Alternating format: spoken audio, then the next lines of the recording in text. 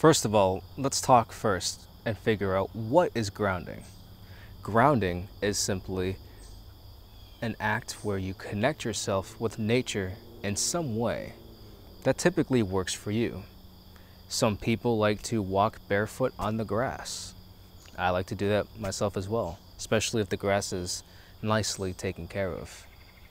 Other people like to lean on a tree. Some people like to lay down on the soil, which is a really great way because you're not just grounding your feet, but you're also grounding your entire body while you're laying down. And this is something that I've done before as well. And there are also a number of ways as well. I believe swimming is also a really great way for grounding. And again, like I said, grounding is all about being into contact with nature and seemingly absorbing the energy in nature around you. And if you do this for a period of time, at least 10 minutes, 10, 15 at least, if more, that's you, that's great. That's actually more recommended just because you're more in a grounded state.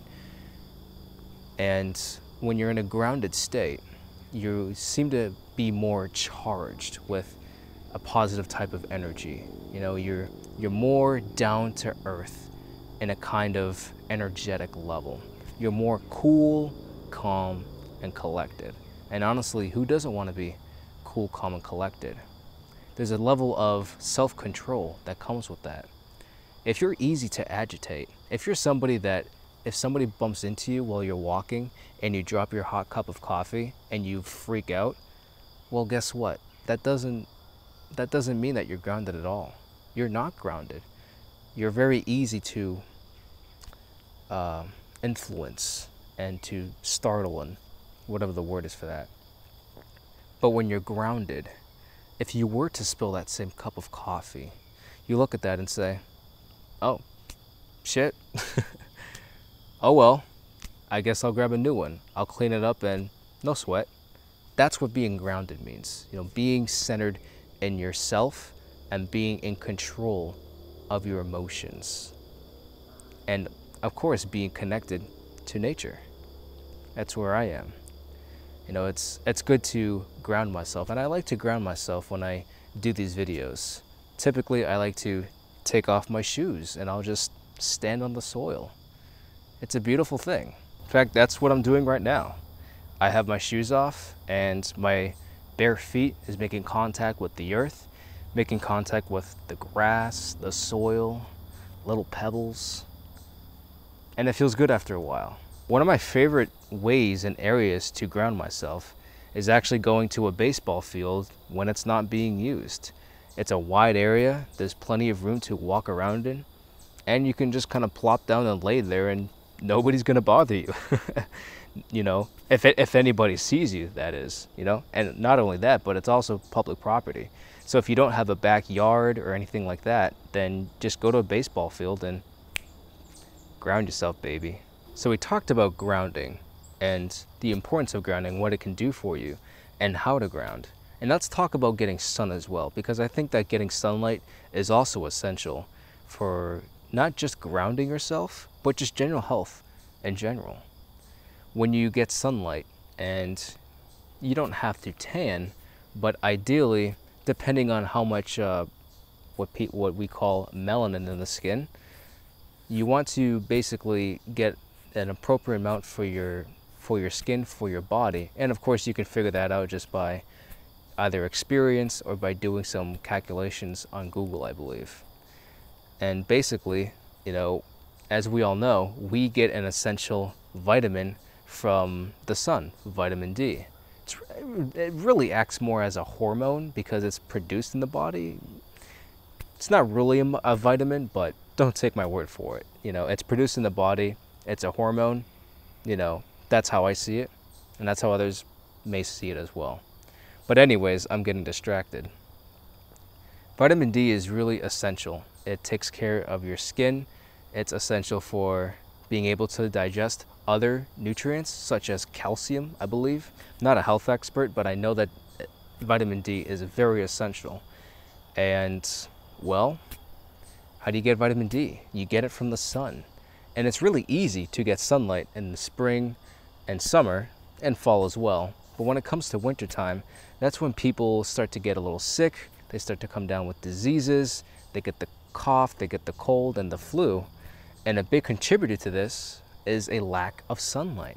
They're not getting the vitamin D. They're not having that vitamin, that hormone being produced within the body to help fight off infectious bacteria and diseases and anything else that'll cause them to get sick. Basically, the more sunlight that you have, the better your immune system is, and you tend to feel better as well. What is a really good way for me to get sunlight?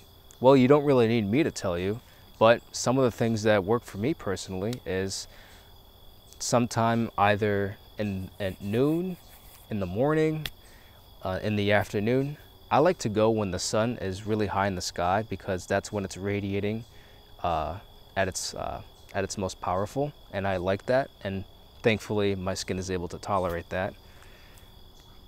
I like to go for a walk. Sometimes I like to run, and I'll go shirtless, shorts and shoes, right? Not hurting anybody, you know? And I don't really care what others really think about me because I'm just running, I'm going for a walk, I'm being healthy.